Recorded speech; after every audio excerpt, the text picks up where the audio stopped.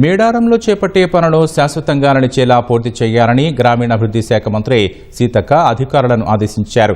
వచ్చే సంవత్సరం ఫిబ్రవరిలో జరిగే సమ్మక్క సారలమ్మ జాతరకు సంబంధించి అధికారులతో సమీక్షా సమావేశం నిర్వహించారు.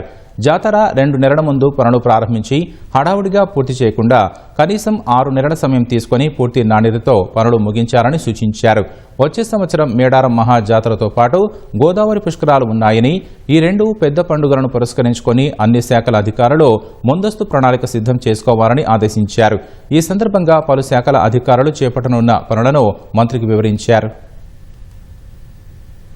స్ట్రక్చర్ కోసం అన్ని ఫండ్స్ కోసం కూడా ప్రభుత్వానికి నివేదికలను తయారు చేసి పంపడం జరుగుతుంది. మన రాష్ట్ర ప్రభుత్వం మొన్నటి బడ్జెట్ లోనే 150 కోట్ల రూపాయలను ఆల్రెడీ కేటాయించడం జరిగింది. దాన్ని ఏ రకంగా మనం వాడుకోవాలి, పర్మనెంట్ స్ట్రక్చర్ ఎట్లా చేయాలి అనేది ఇక్కడ ఉన్నటువంటి అధికారులందరి యొక్క ఒపీనియన్స్, పూజారుల యొక్క ఒపీనియన్స్, గతంలో అక్కడక్కడ ఇబ్బందులైనటువంటి సందర్భాలను కూడా దృష్టిలో పెట్టుకుని drinking water, queue lines, road winding చేయడం, డివైడర్ పెట్టడం ఇవన్నీ కూడా ఆల్రెడీ ప్రపోజల్ వచ్చినాయి.